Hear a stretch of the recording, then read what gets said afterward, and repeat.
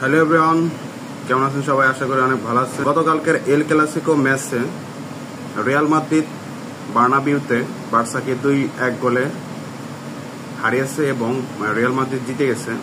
এই ম্যাচটাতে সবচেয়ে বেশি অবদান রাখছে Vinicius junior. Vinicius junior 70 minute মাঠে থাকা অবস্থায় ভিনিসিয়াস জুনিয়রকে কেউ আটকাতে পারেনি। ড্রিবলিং এবং রান স্পিড সবকিছুই 100তে 100 ছিল ভিনিসিয়াস জুনিয়রকে। ভিনিসিয়াস জুনিয়রকে আটকানোর জন্য অনেকগুলো ফাউলও করা হয়েছে। পেদ্রি একজন জার্সি টেনে ধরে ভিনিসিয়াসকে আটকাইতে পারে নাই। ভিনিসিয়াস জুনিয়রকে রাগ আইলে ভাই বিশ্বের কোনো ডিফেন্ডারের ক্ষমতা নাই যে ভিনিসিয়াসকে আটকাইবে। কোনো মিডফিল্ডার, কোনো ডিফেন্ডারের ক্ষমতা নেই ভিনিসিয়াসকে আটকাইবে। জাভি আলোনসো ভিনিসিয়াসকে সাফ করার কারণ আমি কোনো কিছুই দেখতেছি না। ভিনিসিয়াস 100তে 100 পারফর্ম করতেছিল। আমার মনে হয়েছিল যে এমবাপ্পেকে সাফ করা উচিত ছিল। এমবাপ্পে একটা পেনাল্টিও মিস করছে। আমার দিক থেকে আমি বলতেছি এমবাপ্পেকে সাফ করলে সবচেয়ে বেশি ভালো হতো। ভিনিসিয়াস কালকে 90 মিনিট খেলা উচিত ছিল, কারণ ভিনিসিয়াস সবচেয়ে বেশি অবদান।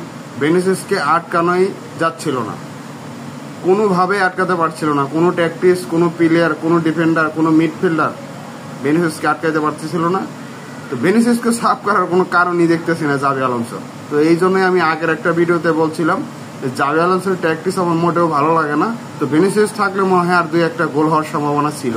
ম্যাচ শেষে সবাই ডাগ আউটের দিকে ফিরে যাওয়ার সময় ভিনিসিয়াস লামিন ইয়ামালের দিকে প্রচুর খেপেছিল এবং ম্যাচের মধ্যেও একটু রাগান্বিত ছিল লামিনের প্রতি ভিনিসিয়াস জুনিয়র। তো সবশেষে যেটা দেখলাম, রাফিনহার ভিনিসিয়াস যে একটা ক্যামেরার মুখোমুখি দেখা গেছে ক্যামেরায়, যে ভিডিওতে, তো দলগতভাবে এটা এখানে এরকম বিতর্ক হবেই। তো সে আবার ব্রাজিল দলে গেলে তো আর এরকমটা হবে না। যার যার দলের জন্য এটা এরকমটা হবেই। এখন রাফিনহা বার্সায় খেলে, লামিন বার্সায় খেলে, এখন ভিনিসিয়াসের পক্ষ নিয়ে তো রাফিনহাও কথা বলবে না এই মুহূর্তে, এই ম্যাচে। তো ব্রাজিল আর যদি যখন আবার স্পেন খেলা হয় তখন তো লামিন ইয়ামালের উপর আবার ভিনিসিয়াস রাফিনহা মিলে চটে যাইবো। এর বিষয়টা এরকম না। তো দলগতভাবে এটা হবেই, কিন্তু লামিন ইয়ামাল বিশৃঙ্খলামূলক কিছু কথা বলছে, উচ্ছৃঙ্খলমূলক কিছু বিতর্কিত কথা বলছে, যার কারণে ভিনিসিয়াস একটু চটে গেছে। এটাই, আর কিছুই নেই। খেলার মধ্যে এগুলো হবেই।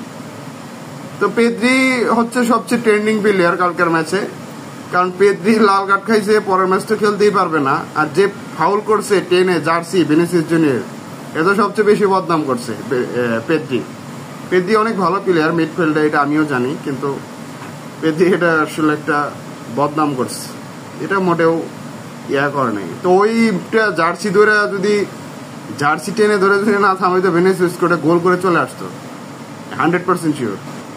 ভিনিসিয়াস জুনিয়র এমন একজন খেলোয়াড়, এরকম 8-10টা পেট দিয়ে পিছনে বাইন্দা দিলেও বল নিয়ে দৌড়ে গোল করতে পারবো।